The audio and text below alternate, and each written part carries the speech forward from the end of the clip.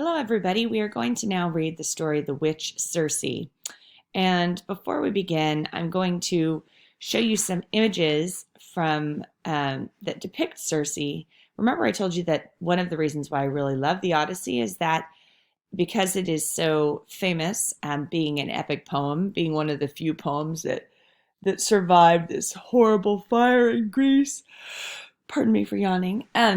Uh, it's also the subject of just really great art. So anyway, the first let's look at the assignment here, and then we'll get ourselves into the story. So we have our learning objectives, our directions for the assignment. We have a picture here of a woman sitting peacefully. It looks like on some kind of a platform. And then all these animals looking up at her. In fact, they are pigs, and they're looking at her. It looks like really straining to see her. And we have some summary up here, and then we have the actual story. And you'll see that with this story, I have me doing some of the annotation and then you doing some of the annotation. And then there's that blue color right there.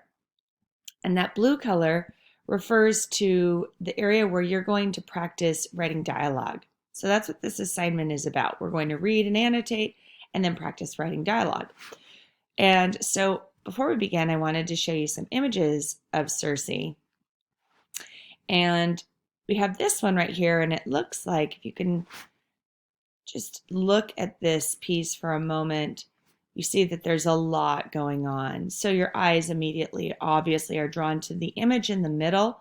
And this is a woman, and she is bending over as if she's carefully doing something. And she's dropping some kind of a liquid into a pot or a cauldron. And this is, again, a very beautiful place. Odysseus finds himself encountering all these gorgeous, beautiful places and gorgeous, beautiful women, I might add. And then here we have these animals, and these look like maybe jaguars, or they're some kind of, obviously, a wild beast in her kitchen. What is this? And they look like they're doing what she wants. Like, they look like they could be possibly dangerous, but then this one looks like it is definitely tamed. And then here in the background, you see through her little window that there are some boats coming, and we know that those boats are Odysseus and his men. And we've got here, looks like a staff with a snake coiled around it. So some interesting things going on there. Let's look at this one. I don't want to register now. Okay, so let's take a look at this one. Okay, so she's a little naked. We'll cover up a little bit of a nakedness for a moment for those of you who are need your eyes to be, looking away. But here she has now lions and tigers, and that's like a crazy fox just chilling on her steps. And they're just looking at her like, hey, we'll do whatever she wants. This one's just sitting there relaxed. They don't look happy. They kind of look a little sad. Might have something to do with the story, you'll see. And then, of course, she's this beautiful nymph, and she is ruling over them in a way. And they're just kind of sitting there. Notice they're looking out at us, looking out at the audience.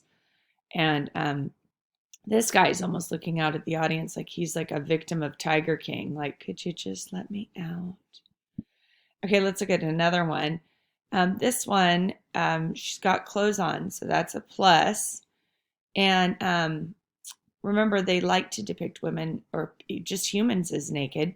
Lots of artists do, because it shows that they have this control of the human form. It's not to like show off just their nakedness. Maybe, I don't know.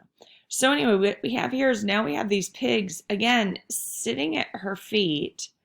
And it's interesting how we have this pig looking out at us also, kind of like, hey, save me. Here's some kind of big, I don't know, um, bird of prey. And she's weaving. She's not weaving. It looks like she's gathering or she's knitting or something. She's got some kind of thread there or some kind of yarn. And here's Odysseus. And again, it's almost like he's abandoned his armor. Like, oh, I think I'll stay here for a while. He looks like he's pretty cozy. He's in, in comfortable clothes. But look at what he's doing, just like in Calypso's island. He's just looking out at sea because we know he just wants to go back to home. Sorry for yawning.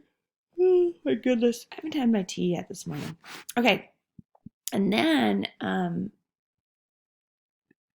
here's one more. Again, a beautiful goddess. Here she is in her beautiful place, because remember, they always live in these beautiful places. This looks like a real woman. I mean, this doesn't even look like a painting here. And we have lions just sitting at her feet, doing what she says and being controlled. She has a peacock just sitting right next to her. This lion, again, is looking straight at us. What does that mean? Okay, so let's go back to Circe. And our learning objectives is that we will use annotation. And remember, annotation allows you to understand something that you don't understand. Now, you guys, don't be lazy. As humans, we are naturally lazy. And you think, oh, I'll just type in this and she won't care. Listen, the only way you become a better reader and a better thinker is to tackle something and then to write down what you think it is. That will make you an incredible reader. You won't just be a semi-good reader. You'll be an incredible reader, but you have to do the work. Will I know if you do the work? No. Will I know if you don't watch the screencast? No. If you're going to be a student of integrity, that's your choice. I can only bring a horse to water. So make sure that you do all the things that I tell you to do. It's not like I'm asking too much of you. And remember, I care for you like I care for my own children. And I will not accept that you're going to get a cruddy education because you have to be stuck in home instead of coming to school with me. So you make the most of this. Mwah, mwah, mwah, mwah. Okay. So next, we're going to learn to write dialogue, which so many of you already know how to do because we've already practiced it, but this will just seal the deal. And during reading, we're going to read the piece once. And if you don't want to listen to me read it aloud, I don't know why you would want to listen to my gorgeous voice, but if you don't, then you need to read it aloud. Remember, it may be confusing at first. Don't beat yourself up about it. Just keep going. Next, I want you to tackle, one way to tackle complex text is, like I said, divide and annotate. I've done all the division for you. And then with this one, what I've done is I provided you with some annotations, and you're going to fill in the ones I've left in blank, write in complete sentences, and when you're done, reread the annotations in order to review the story. And then what we're going to do is practice writing dialogue at the bottom of this document. Here is our summary. After sailing from the Cyclops' island, Odysseus and his men land on the island of Aeolia. There, the Wind King Aeolus grants Odysseus a favor by putting all the stormy winds in a bag so that they will not harm the Ithacans. The bull's hide bag containing the winds is wedged under Odysseus's deck. But during the voyage, the suspicious and curious sailors open the bag. Remember, they're always screwing up. It contains treasure, and the evil winds roar up into the hurricanes that blow the ship back to Aeolia. Aeolus drives them away again. The Ithacans end up on the island of the Lastrygonians. It's been a while since I've said that word. Inhabited by gigantic cannibals, that's people who eat people, that devour nearly all of the ships and all of the men. So Odysseus' men just keep getting eaten and killed. Odysseus' ship escapes and lands on Aea, the home of the witch Circe. And those are the pictures we've been looking at. Here, a party of 23 men, led by Eurylochus, remember Eurylochus is Odysseus' favorite guy, goes off to explore the island. Odysseus is still telling his story to Alcinous and his court. So remember, what we're getting is kind of like a review. Imagine Odysseus is still in front of King Alcinous saying, okay, so then I went from Cyclops' island to this island. Get it? Okay. So here's our piece. Inside the glade, they found the house of Circe, built out of polished stones on high foundations. Round were mountain wolves and lions, which she tamed with drugs. They did not rush on them, but gathered around them in a friendly way, with their long tails wagging, as dogs nuzzle round their master when he comes back home. For dinner, with treats for them. Just so, those sharp-clawed wolves and lions, mighty beasts, came snuggling up. The men were terrified. They stood outside and heard some lovely singing. It was Circe, the goddess. She was weaving as she sang, an intricate, enchanting piece of work, the kind a goddess fashions. Then Polites, my most devoted and most loyal man, a leader to his peers, said, "Friends, inside someone is weaving on that massive loom and singing so the floor resounds. Perhaps a woman or a goddess. Let us call her." They shouted out to her. She came at once, opened the shining doors, and asked them in. So thinking nothing of it, in they went.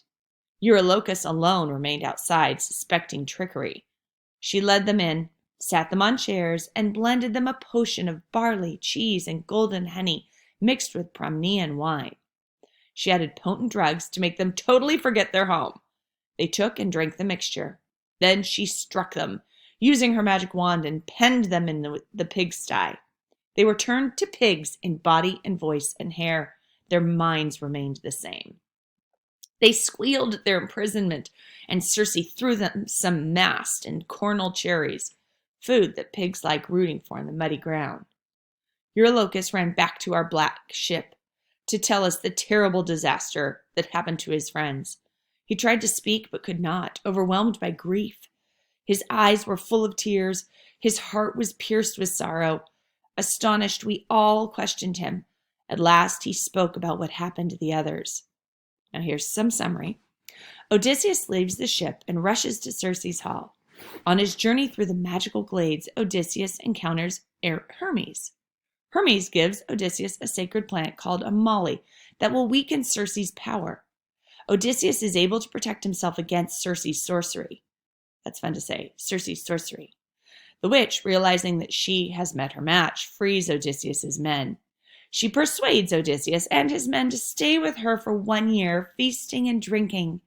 At the end of the year, Odysseus and his men tire of Circe's island and beg Circe to help them go home.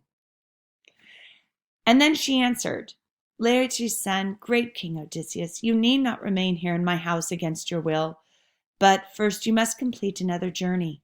Go to the house of Hades and the dreadful Persephone and ask the Theban poet, the blind Tiresias, for his advice." And by the way, Odysseus will. The next place he will go is the land of Hades, which is the underworld, and he will meet this Tiresias, and Tiresias will tell Odysseus how to get home. And he's blind, by the way. Remember, Homer was blind also. I don't know if I told you that, but now I did. Okay, and here is another depiction of Circe, and here's what you're going to do for practicing writing dialogue. Finish the dialogue from the blue shaded section. That's this section. Imagine what the men and Circe would say to each other and recreate the scene using lively dialogue. You should have 8 exchanges or back and forth discussions between the characters. Use appropriate dialogue tags, commas, and proper rules for writing dialogue. Remember, it's all about punctuation, people. Include multiple characters in this dialogue. There's a sample below. Just scroll down. You don't have to scroll, it's right there. And write your additions in blue. And I have begun it, so you can read it, and then you will finish it. So here's the sample. Here's another sample for you. And this is Odysseus confronting Circe to release his men. So anyway, guys, you will finish annotating, and you will then read all the annotations together, and then you will write your dialogue. Have fun. This story is a good one. Bye.